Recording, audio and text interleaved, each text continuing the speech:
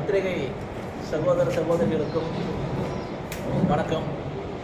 வேலூர் பாராளுமன்றத்தினுடைய தேர்தல் பொறுப்பாளராகவும் மாநில துணைத் தலைவராக பாரதிய ஜனதா கட்சியில் இருக்க டால்பின் ஸ்ரீதர் என்னோட நம்ம பத்திரிகையாளர் சந்திப்பில் வேலூரினுடைய மாவட்ட தலைவர் திரு மனோகரன் அவர்களும் பாரதிய ஜனதா கட்சியினுடைய மைனாரிட்டி மோர்ச்சா சிறுபான்மையினுடைய மாநில பொதுச் செயலாளர் முகமது அஸ்தாவுல்லா அவர்களும் இந்த பத்திரிகையாளர் சந்திப்பில் இருக்கும். வரலாற்று சிறப்புமிக்க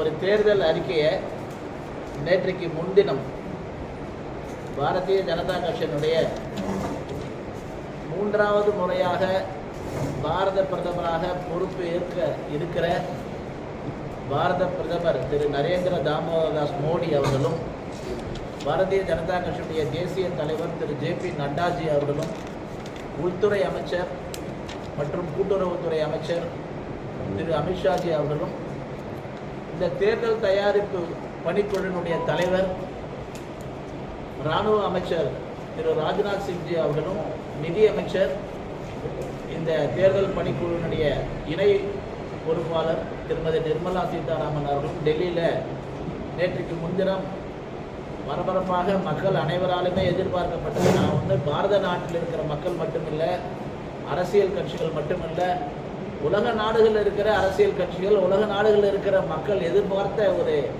தேர்தல் அறிக்கையை மோடிக்கு கேரண்டி, மோடியினுடைய உத்தரவாதம், சங்கல்ப பத்திரம், உறுதிமொழி பத்திரம் 2024 என்ற பெயரில் நமக்கு பாரத பிரதமர் கொடுத்திருக்காரு. 2014 ஏக் பாரத் சிரேஷ்ட பாரத், ஒரே பாரதம் உன்னத பாரதம் என்ற தலைப்பில் எங்களுடைய தேர்தல் அறிக்கை எலெக்ஷன் மேனிஃபெஸ்டோ இருந்தது. 2019 அதே மாதிரி சப்க சாத் சப்க விகாஸ், அனைவருக்குமான வளர்ச்சி, அனைவரையும் உள்ளடக்கிய வளர்ச்சி என்ற பொருளில் 2019 எங்களுடைய தேர்தல் அறிக்கை இருந்தது.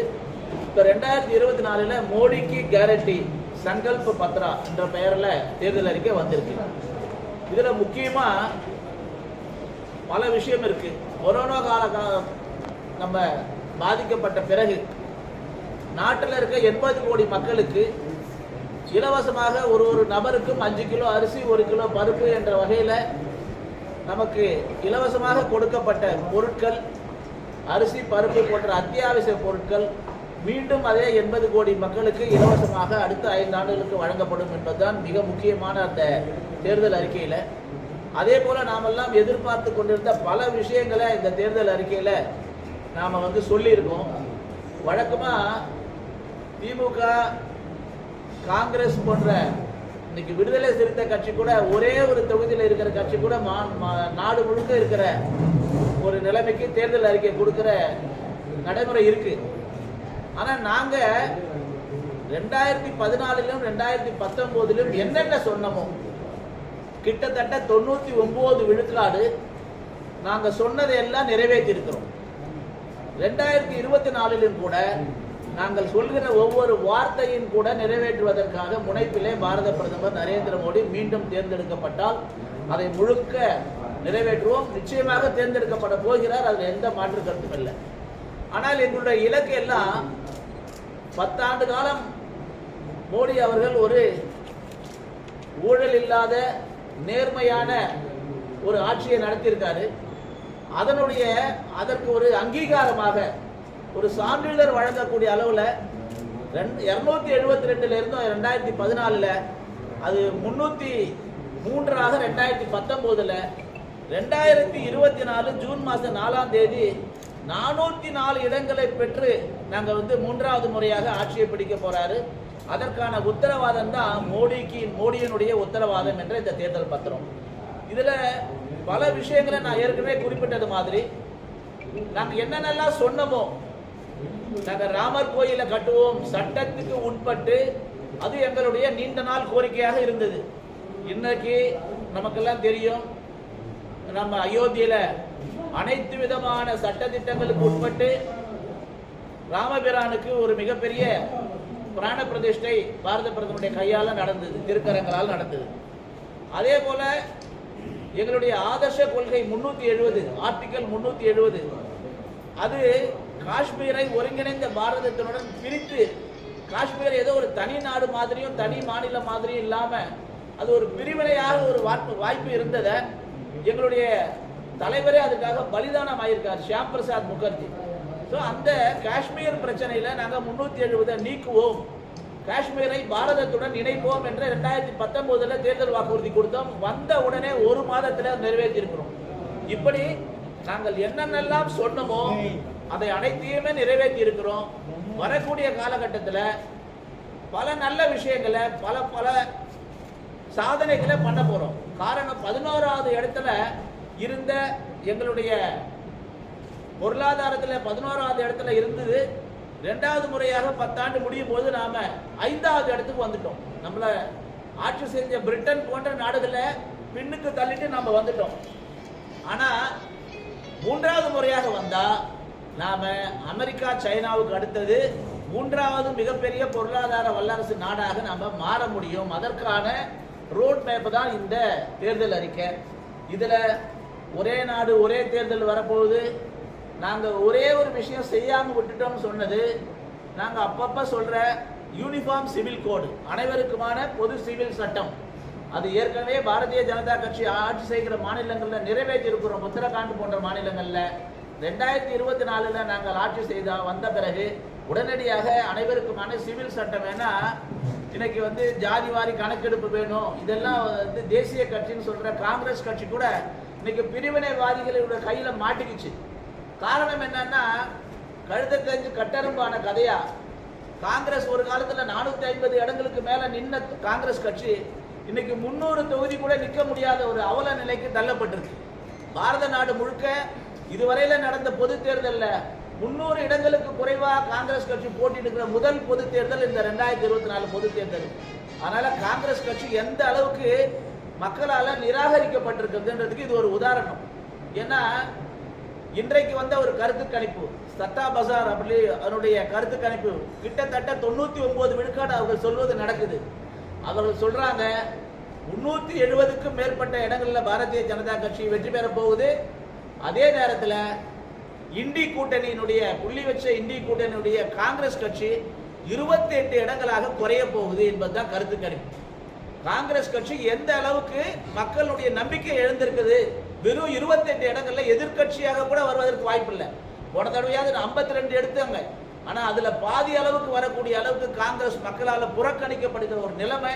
அவர்கள் எது வேணாலும் சொல்லுவாங்க. இந்த கருத்து அவங்களுடைய தேர்தல் அறிக்கையில முழுக்க அது முரசொலி பேப்பர் மாதிரி தான். அது காங்கிரஸ் தேர்தல் அறிக்கையும் சரி, திமுக தேர்தல் அறிக்கையும் சரி, வேற கம்யூனிஸ்ட், விடுதலை சிறுத்தை, யார் யார் இந்த புள்ளி வச்ச இண்டி கூட்டணியுடைய தேர்தல் அறிக்கை கிட்டத்தட்ட முரசொலி பேப்பர் மாதிரி தான். அது எதுக்கும் பிரயோஜனப்படாத ஒரு விஷயமாக தான் இருக்கு.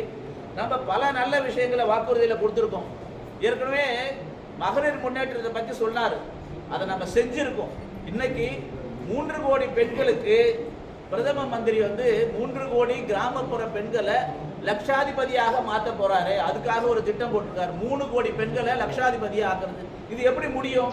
நம்மெல்லாம் தெரியும். இப்ப விக்சித் பாரத் 2047 100 வருடங்களுக்கு பிறகு வளர்ச்சி அடைந்த பாரதமாக இந்த நாட்டை உயர்த்தணும்னு சொல்லி ஒரு 6 மாதத்துக்கு முன்னே பாரத பிரதமர் மோடி அவர் திட்டம் போட்டார். அதற்காக வளர்ச்சி அடைந்த பாரதத்தினுடைய யாத்திரையெல்லாம் நமக்கு வந்தது. அதுல அவர் சொன்னதுதான், கிராமப்புறத்தில் இருக்க படித்த இளம் பெண்களுக்கு அவர்களுக்கு சுய வேலைவாய்ப்பு உதவி குழுக்கள் மூலமாக அவர்கள் சொந்த காலில் நிற்பதற்கான கடனை 3 மடங்கு அதிகமாக்கியிருக்கும். அதோடு இல்ல, அவர்களுக்கு இந்த ட்ரோன் சொல்லப்படுகிற ஆள் இல்லாத சிறிய விமானங்களை இயக்குவதற்கான பயிற்சி கொடுக்கிறோம் கிராமப்புற பெண்களுக்கு. அதன் மூலமாக கிராமத்துல 1 ஏக்கர் நிலத்துல பூச்சி மருந்து அடிக்கிறதா இருக்கணும் அல்லது திரவ உரம், அந்த உரம் தெளிப்பதாக இருக்கட்டும், 8 நிமிடத்துல 1 ஏக்கர்ல பயிருக்கு பூச்சி மருந்து தெளிக்க முடியும். இப்படி ஒரு பெண் நினைச்சா ஒரு நாளைக்கு 10 ஏக்கர் நிலம் முதல் கொண்டு அவங்களால செய்ய முடியும். ஸோ அந்த மானிய விலையில ட்ரோன் வழங்கி அந்த ஆளில்லா விமானத்தை வழங்கி அதுக்கான பயிற்சி, அந்த இயக்குவதற்கான பயிற்சியை மகளிருக்கு கொடுப்பதன் மூலமாக வரக்கூடிய காலகட்டங்களில் 3 கோடி பெண்களுக்கு அவர்கள் லட்சாதிபதியாக மாற்றுவதற்கான திட்டம். இப்படி ஒரே நாடு ஒரே தேர்தல் நமக்கெல்லாம் தெரியும். ஒரே நாடு ஒரே தேர்தல் சொன்னா நாடு முழுக்க தேர்தல் நடந்து, இப்ப கூட நம்ம பாராளுமன்ற தேர்தல் முடிஞ்சது 3 மாசத்துல உள்ளாட்சி தேர்தல் வரும். அப்புறம் 6 மாசத்துல ஒரு சில குஜராத் போன்ற மாநிலங்கள்ல சட்டமன்ற தேர்தல் வரும். ஒரு நாடு முன்னேற வேணும்னு சொன்னா 67 வரைக்கும் நமக்கு வந்து கிட்டத்தட்ட பாராளுமன்றம் சட்டமன்றம் எல்லாம் ஒன்னாதான் நடந்தது. அதன் பிறகு பல காரணங்கள், அதுக்கு முக்கியமா காரணம் இன்னைக்கு இருக்கிற காங்கிரஸ் கட்சி. அவங்க தான் ரைட் அண்ட் லெப்ட் எல்லா வந்து தேர்ந்தெடுக்கப்பட்ட மக்களால் தேர்ந்தெடுக்கப்பட்ட முதலமைச்சர்களை ஆட்சியை கலைச்சாங்க. அவங்க கலைச்சது நூற்றுக்கணக்கான அரசாங்கத்தை கலைச்சதுனாலதான் இன்னைக்கு மாறி மாறி மாறி தேர்தல் நடக்காத மாதமே இல்லைன்னு ஆயிப்போச்சு. எல்லா மாநிலத்திலையும் மாதம் தேர்தல். ஆகையினால இது ஒரு நாட்டினுடைய வளர்ச்சியை பாதிக்கும், பொருளாதாரத்தை பாதிக்கும். இந்த தேர்தலுக்காக எத்தனை ஆயிரம் கோடி, எத்தனை லட்சம் கோடி, எவ்வளவு பேருடைய பணி, எவ்வளவு பேருடைய மேன் பவர் வீணாகுது. அதற்காக நம்ம ஒரு கமிட்டி போட்டோம். நம்மளுடைய முன்னாள் ஜனாதிபதி திரு ராம்நாத் கோவிந்த்ஜி அவர் தலைமையில கமிட்டி போட்டோம். அந்த கமிட்டி அறிக்கை கொடுத்திருக்கு. நிச்சயமாக ஒரே நாடு ஒரே தேர்தல் அடுத்த முறை நிச்சயமாக அமல்படுத்தப்படும். இப்படி பல நல்ல திட்டங்கள் இருக்கு. 75 வயதுக்கு மேற்பட்ட சீனியர் சிட்டிசன் முதியோர் அவர்களுக்கான மருத்துவ காப்பீடு, அந்த ஆயுஷ்மான் பாரத் திட்டத்தை அவர்களுக்காக அதிகப்படுத்தி இருக்காங்க. கோடிக்கணக்கான முதியோர்கள் இதனால பலனடைய போறாங்க. அதே போல நாடு முழுக்க இருக்கிற ஜன் ஔஷத் கேந்திரம், மக்கள் மருந்தகம் சொல்ற அந்த 80% குறைந்த விலையில மருந்து, 100 ரூபாய் விற்கிற, வெளியில இருக்கிற 100 ரூபாய்க்கு விற்கிற மருந்து மக்கள் மருந்தகம், பாரத பிரதமருடைய ஜன் ஔஷதி கேந்திரம் மக்கள் மருந்தகத்துல வெறும் 20 ரூபாய்க்கு கிடைக்குது. இந்த மக்கள் மருந்தகத்தை இன்னும் நாடு முழுக்க பல ஆயிரம் இடத்துல விரிவுபடுத்த போறோம். பெண்கள் குறிப்பாக சுகாதாரமாக இருக்கிறதுக்காக சானிட்டரி நாப்கின், நம்ம கூட சொன்னோம், சானிட்டரி நாப்கின் வந்து 1 ரூபாய்க்கு கொடுத்து ஏற்கனவே ஜன் ஔஷதி மூலமாக கொடுத்துட்டு இருக்கோம். நாடு முழுக்க கோடிக்கணக்கான பெண்கள் ஏற்கனவே இதனால பலனடைஞ்சிருக்காங்க. ஏன்னா இந்த கர்ப்பப்பை வாய் புற்றுநோய் சொல்றோம் இல்லையா, அது இந்த சரியான சானிட்டரி நாப்கின் பயன்படுத்தாதனால வரக்கூடிய பிரச்சனை. அது கிராமப்புற பெண்களுக்கு, தாய்மார்களுக்கு, சகோதரிகளுக்கு அதிகமா இருக்கு. அதனால இந்த பெண்களுக்கான ஒரு சுகாதாரத்துக்காக தான் நாம நாடு முழுக்க டாய்லெட் கட்டி கொடுத்தோம், இலவசமாக டாய்லெட் கட்டி கொடுத்தோம், வீடு கட்டி கொடுத்தோம், மின்சாரம் கொடுத்தோம். நாம எதெல்லாம் சொன்னோமோ, அது சாலை விரிவாக்கமாக இருக்கலாம், அது எல்லா கிராமந்தோறும் மலையில இருக்கிற கிராமத்தில் இருக்கிற கிராமத்துக்கு மின்சார வசதி கொடுத்ததா இருக்கலாம், எல்லா வீட்டுக்கும் ஜல் ஜீவன் மூலமாக குடிதண்ணீர் வந்து குழாய் மூலம் கொடுத்ததா இருக்கலாம். எல்லாமே இன்னைக்கு அவர் சொன்னதை எல்லாம் நிறைவேற்றி இருக்கிறார். குறித்த காலத்திற்கு முன்னாக நிறைவேற்றி இருக்கிறார். ஆகினால 2024 ஒரு மிகப்பெரிய அந்த தேர்தல் அறிக்கை எங்களுடைய கதாநாயகன் மட்டுமல்ல, அதுதான் எங்களுடைய முக்கிய வெற்றியை பெறக்கூடிய ஒரு காரணியாக இருக்க போகிறது. பல விஷயங்கள், இளைஞர்களுடைய வாழ்க்கையினுடைய முன்னேற்றம், விவசாயிகளுக்கு ஏற்கனவே நாம கொடுத்த கிசான் சம்மான் நிதி என்ற 6000 ரூபாய் நிதி திட்டத்தை விரிவுபடுத்துறோம். அதே மாதிரி இந்த நம்ம மில்லட்ஸ் சொல்றோம் இல்லையா, சிறுதானியம், இந்த சிறுதானியத்தை நம்ம தான் G20 அப்ப இந்திய உலகளாவிய நாட்டுக்கு அறிமுகப்படுத்தினோம். இன்னைக்கு விவசாயிகளுடைய வாழ்க்கையை உயர்த்துவதற்காக மில்லட்டினுடைய தயாரிப்பை அதிகமாக்கி உலகத்துக்கே நாம தான் மில்லட் தயாரித்து உலகத்துக்கே கொடுக்க போறோம். அது மூலமாக இந்த சர்க்கரை, நீரிழிவு போன்ற நோய்கள் எல்லாம் அதிகமாகாம இயற்கையாகவே ஆரோக்கியத்தை அதிகப்படுத்துறதுக்காக அந்த சிறு தானியத்துக்கான உற்பத்திக்காக அவர்களுக்கு, விவசாயிகளுக்கு அதிக முன்னுரிமை கொடுக்கிறோம். விவசாயிகளுடைய பயிர் காப்பீடு, ஃபசல் பீமா, அந்த திட்டத்தை 2 மடங்கு ஆக்குறோம். விவசாயிகளுக்கான அந்த அடிப்படை விலை, அதை அவர்களுக்கு MSP, அந்த மினிமம் சப்போர்ட் பிரைஸ் வந்து அதிகமாக ஆக்கி தருவதற்கான வாய்ப்பு இருக்குது. இப்படி ஒவ்வொரு வீட்டிலையும் ஏழைகளுடைய வீட்டில் சூரிய கர் என்று சூரிய தகடு, ஒவ்வொரு வீட்டினுடைய மொட்டை மாடியில சூரிய தகடு வைத்து அதன் மூலமாக கிடைக்கிற மின்சாரத்தை அரசாங்கம் பெற்றுக்கொண்டு அவர்களுக்கு இலவசமாக மின்சாரம், கட்டணமில்லாத மின்சாரம் கொடுப்பதற்கான வாய்ப்பு. இப்படி இளைஞர்களுடைய வாழ்க்கையில முன்னேற்றுவதற்கான ஒரு விஷயம். ஒரே சிவில் சட்டம், நான் தான் ஏற்கனவே குறிப்பிட்டிருக்கேன், ஒரே சொத்து உரிமை, வாரிசு உரிமை, திருமண சட்டம், இது போன்ற ஒரு சில விஷயங்கள்ல ஒரே சிவில் சட்டம் அவசியம் தேவைப்படுது. இந்த நாட்டில் இவ்வளவு ஒரு பறந்து விரிந்த நாட்டில் ஒவ்வொரு தனி சட்டம் இருக்கும் பொழுது அது எந்த அளவுக்கு ஒரு குறிப்பிட்ட சமுதாயத்தை, குறிப்பாக பெண்களுடைய வாழ்க்கையை, அவர்களுடைய வாழ்க்கையில் இருக்க முன்னேற்றத்தை தடையா இருக்குதுன்னு காரணத்தினாலதான் இந்த பொது சிவில் சட்டம் வேணும்னு சொல்றோம். அது நிச்சயமாக நிறைவேற்றப்படும் சொல்லியிருக்காரு. இப்படி பல நல்ல விஷயங்களை 2025 ஆண்டு மலை ஜாதி மக்களுக்கு முன்னுரிமை கொடுக்கக்கூடிய வருஷமாக இருக்கும் சொல்லியிருக்காரு. மலை ஜாதி மக்கள் விளைவிக்கிற அந்த பொருட்கள், அவர்கள் தயாரிக்கிற, அவர்கள் வந்து சேமிக்கிற அந்த தேன் போன்ற பொருட்களுக்கு அதை வந்து வெளி மாநிலங்களில், வெளிநாடுகளில் மார்க்கெட் பண்ணுறதுக்கான ஏற்பாடு செய்யப்படும் சொல்லியிருக்காரு. அவர்கள் வாழ்க்கையை முன்னிலைப்படுத்துறதுக்கான ஒரு வாய்ப்பு இது. இது மாதிரி நிறைய விஷயங்களுக்கு திருநங்கைகளுக்கும் கூட ஆயுஷ்மான் பாரத் திட்டத்தை விரிவுபடுத்துறது, இப்படி பல நல்ல விஷயங்களை இந்த நம்மளுடைய மோடிஜி அவருடைய 2024 தேர்தல் அறிக்கை, குறிப்பாக தமிழகத்தில் இதுவரையில் எந்த தேர்தல் அறிக்கையில் எந்த அரசியல் கட்சியில் தமிழுக்கு இவ்வளோ முன்னுரிமை கொடுத்ததாக வரலாறே இல்லை. தமிழ் ஒவ்வொரு முறையும் பாரத பிரதமர் போகும் இடமெல்லாம் சொல்றாரு. அது ஐநா சபையாக இருந்தாலும் சரி, அமெரிக்காவில் வசிக்கிற இளைஞர்கள் மத்தியில், அரசியல் நோக்கர்கள் மத்தியில் பேசும்பொழுது கூட, நான் 5000 10,000 வருஷத்துக்கு முன்ன தோன்றிய என்று தோன்றினால் என்று அறியாத ஒரு தமிழ் மொழி அது இருக்கிற ஒரு நாட்டிலிருந்து வர, அது என்னுடைய நாட்டை சேர்ந்த மொழி, உலகத்துக்கே தொன்மையான மொழி, பிராச்சித்தம் பாஷா, துனியாக்கே பிராச்சித்தம் பாஷான்னு சொல்லுவார். அப்படிப்பட்ட ஒரு நாட்டிலிருந்து நான் பேசுறேன், பாரதத்திலிருந்து பேசுறேன்னு உயர்வா சொல்லுவார். அது மாதிரி தமிழ் மொழிக்கு ஒரு முக்கியத்துவம் கொடுக்கிறாரு. திருவள்ளுவர் பேர்ல கலாச்சார மையங்கள் உலகளாவிய அளவில் கல்ச்சுரல் சென்டர் அமைக்கப்படும் சொல்றாரு. உலகளாவிய அளவில் திருக்குறள், நம்மளுடைய பாரதியாருடைய கவிதைகள், தமிழினுடைய சங்க இலக்கியங்கள், இது எல்லாம் அதோடு இல்லாமல் நம்மளுடைய கலாச்சாரம், பண்பாடு, தமிழ் சம்பந்தப்பட்ட இசை சம்பந்தப்பட்ட விஷயங்கள், மொழி சம்பந்தப்பட்ட விஷயம், இது அனைத்தையுமே உலகளாவிய அளவில் கொண்டு போகிறதுக்கான ஏற்பாடு பண்ணப்படும் சொல்லியிருக்காரு. இது இதுவரையில் எந்த தேசிய கட்சியுமே நினைச்சு கூட பார்க்காத ஒரு விஷயம். அவர் எந்த அளவுக்கு தமிழ் மேலையும், தமிழ்நாட்டு மேலையும், தமிழக பண்பாடு மேலையும், தமிழ்நாட்டு மக்களுடைய கலாச்சாரத்தின் மேலையும் பாரத பிரதமருக்கு எந்த அளவுக்கு அக்கறை இருக்கிறது என்பதை காட்டுது. இப்படி பல விஷயங்களை ஒவ்வொரு துறையாக, அது வெளிநாடு துறையாக இருக்கலாம், உள்நாட்டில் இருக்கிற பாதுகாப்பாக இருக்கலாம், இராணுவ தளவாடங்களை உற்பத்தி செய்வதாக இருக்கலாம், எம்எஸ்எம்இ செக்டாருக்கு அந்த ஜிஎஸ்டியினுடைய இருக்கிற வரைமுறைப்படுத்துவதில் கொஞ்சம் ஈஸியான ஒரு சாஃப்ட்வேர் அறிமுகப்படுத்துது. இப்படி 74 பக்கங்களை கொண்ட மிகப்பெரிய நீண்டதொரு தேர்தல் அறிக்கை கொடுத்திருக்காரு.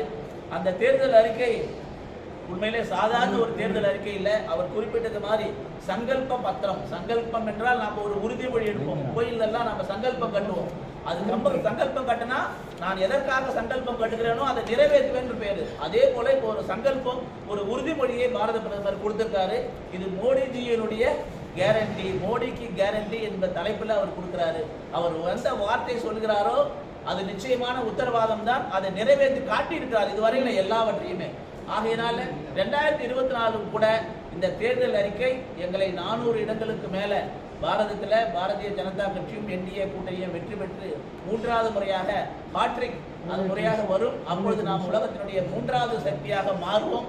2047 பிறகு நாம் உலகத்தினுடைய வல்லரசாக மாறுவோம். அப்படிதான் பாரத பிரதமர் ஒவ்வொரு முறையும் சொல்றாரு.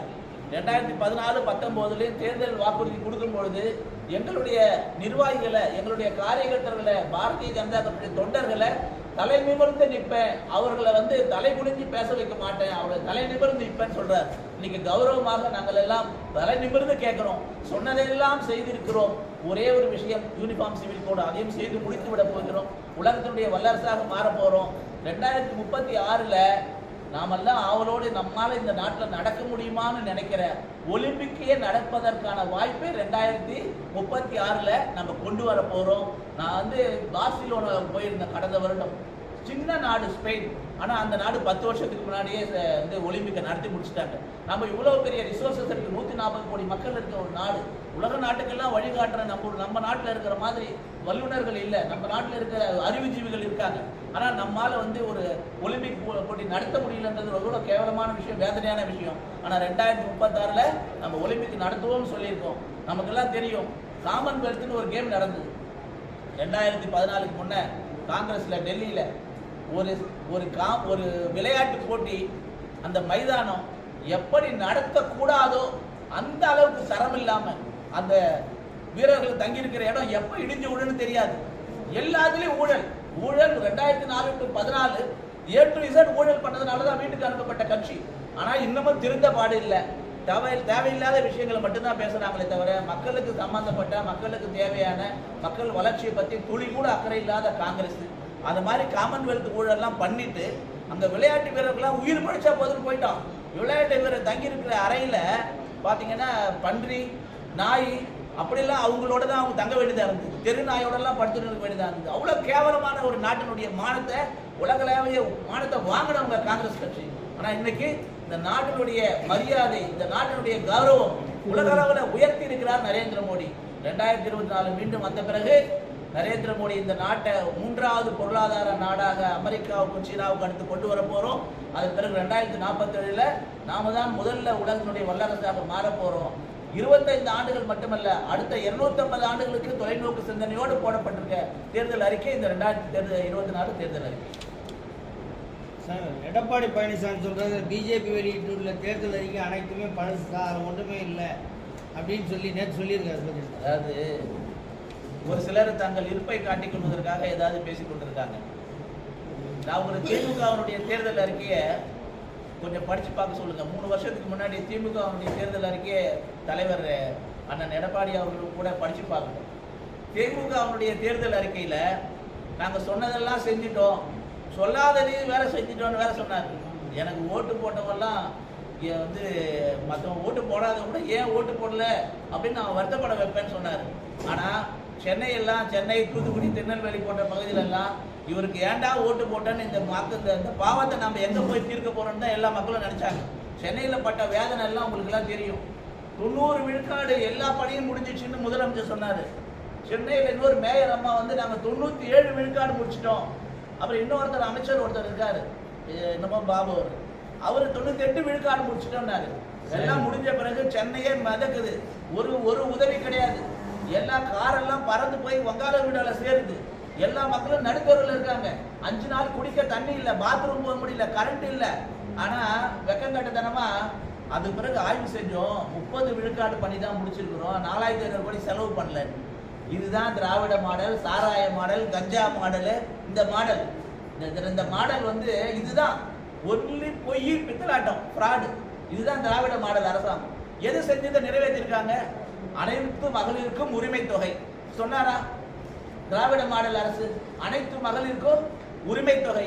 அப்புறம் ஏன் நீ வந்து ஒரு 1000 ரூபாய் கொடுக்கறதுக்கு தகுதி வாய்ந்த பெண்களை ஏன் தேடுற? நாட்டில் இருக்கிற 2,80,00,000 8 லட்சம் ரேஷன் கட்டையில நீங்க 1,03,00,000 அட்டைக்கு தான் கொடுத்துருக்கீங்க. மீதி 1,05,00,000 பெண்களுக்கு அவங்களாம் தகுதி இல்லையா? இவங்களுக்கு மட்டும் என்ன சிறப்பு தகுதி இருக்கு? அதே மாதிரி என்னென்னலாம் சொன்னாருங்க, சொன்னதை எதுவுமே செய்யல, சொல்லாததெல்லாம் செஞ்சிருக்காரு. சொன்னதை எதுவும் செய்யலன்னு சொல்றோம். எல்லா கடனையும் ரத்து பண்ணுவாரு. அது இன்னொருத்தர், அவர் ஒரு பட்டத்து இளவரசர் ஒருத்தர் இருக்காருல்ல, நான் வந்து 29 பைசா பிரதமர்னு அவர் சொல்லுவாராம். நாங்கள் அவரை கஞ்சா நிதி வந்து போதை நிதினு சொன்னா அவருக்கு கோபம் வரும். அவர் என்ன சொன்னாரு, நீட்டு தேர்வை ரத்து பண்ற ரகசியம் எனக்கும் எங்க அப்பாவுக்கு மட்டும் தான் தெரியும், நான் யாருக்கும் வெளியே சொல்ல மாட்டேன், ஆட்சிக்கு வந்தது கையெழுத்து போடுவேன். இன்னைக்கு 3 வருஷம் ஆச்சு, நான் லட்சம் பேர்கிட்ட கையெழுத்து வாங்குறேன். எவ்வளவு பித்தலாட்டம் ஆகுது, இன்னும் ஏமாத்து வேலை. கொண்டு வந்ததே காங்கிரஸ்காரன் நீட்ட, அது காந்தி செல்வன்ற அமைச்சர், அதுக்கு துணை போனவன் திமுக காரன். இந்த சினிமாவில் ஒரு படத்துல வரும், வண்டியை ஓட்டிட்டு போய் பம்பல் ஏதோ ஒரு கமலஹாசன் படத்துல ஆக்சிடென்ட் பண்ணிட்டு அந்த டிரைவர் வந்து வெளியில ஓடி போயிட்டு யார் டிரைவர், யார் ஓட்டிட்டு வந்தான்னு கேட்பாருல்ல, அதே மாதிரி தான் இது செஞ்சது எல்லாமே தவறு. இவரே செஞ்சுட்டு இவர் சொல்றாரு நீட்டை ரத்து பண்ற ரகசியம் எங்கிட்ட தான் இருக்கு. நீட்டை கொண்டு வந்ததே நீதான். நம்ம வந்து ஜல்லிக்கட்டை தடை பண்ணதே நீதான். ஜல்லிக்கட்டை காப்பாத்தினது பாரத பிரதமர் மோடி. ஜல்லிக்கட்டை இன்னைக்கு நடக்குதுன்னு சொன்னா ஒரே மனிதன் காரணம் என்றால் அது மோடி அவர்கள் காரணம். ஆனா இந்த திமுக அரசாங்கம் செஞ்சது எதுவுமே சொன்னதை செய்யல. தேர்தல் வாக்குறுதியா கொடுத்தது அனைத்துமே போய் எதுவுமே நிறைவேற்றல. என்ன ரேஷன் அட்டையில வந்து நான் வந்து இது கொடுப்பேன், ஒரு கிலோ சர்க்கரை அதிகமாக கொடுப்பேன். எதை சொன்னாரு? பெட்ரோலுக்கு விலையை குறைப்பேன், 5 ரூபா குறைப்பேன், டீசலுக்கு 4 ரூபா குறைப்பேன், குறைச்சாரா? 100 ரூபாய் கேஸ் சிலிண்டருக்கு குறைப்பேன், குறைச்சாரா? ஆனா நாங்க 3 தடவை குறைச்சிருக்கோம், சொல்லவே இல்லை, ஆனா 3 தடவை குறைச்சிருக்கோம். இப்படி பல விஷயங்கள். கல்வி கடனை ரத்து பண்ண சொல்றாரு, பண்ணாரா? அப்ப வந்து 5 சவர நகையை வந்து நீங்க அடமானம் வச்சிருங்க, நாங்க வந்ததும் ரத்து பண்றாங்க, எல்லாருக்கும் ரத்து பண்ணாரா? எந்த கடனை ரத்து பண்ணாரு? நீங்க ஒவ்வொரு நாளும் சென்னையில எக்போர்ல ஆர்ப்பாட்டம் நடக்குது. அவர் எந்த உத்தரவாதம் கொடுத்தாரோ பகுதி நேர ஆசிரியரை நிரந்தரம் பண்ணுவோம், ஜாக்டோ ஜியோ இன்னைக்கு மிகப்பெரிய போராட்டம் பண்றாங்க. அதனால ஒரு வாக்குறுதியும் நிறைவேற்றாத ஒரு அரசு, மாறாக மக்கள் மேல மிகப்பெரிய சுமை. மாதம் மின் கட்டணம் எடுப்போம்னு சொன்னாரு, எடுத்தாங்களா? இதே மின் கட்டணத்தை 1100 ரூபா வந்த மின் கட்டணம் இன்னைக்கு 3000 ரூபா. திருப்பூர் போன்ற தொழில் நகரங்கள்ல 12 மணி நேரத்துக்கு மின் கட்டணம் ஒரு ஸ்லாப் போட்டுட்டு அன்னைக்கு 30,000 ரூபா வந்த மின்சாரம் இன்னைக்கு 1 லட்சம் ரூபா வருது. தொழிலை யாரு நசுக்கிறாங்க? தொழில் யாருக்கு? தொழிற்சாலைகளுக்கு விரோதி யாரு? இப்படி பல எந்த திட்டத்தையும் அவர் நிறைவேற்றல. அவர் சொன்னது எல்லாமே போய் நிறைவேற்ற முடியாத விஷயங்களை சொல்லிட்டு ஏமாத்தி ஓட்டு வாங்கி வந்துட்டாங்க.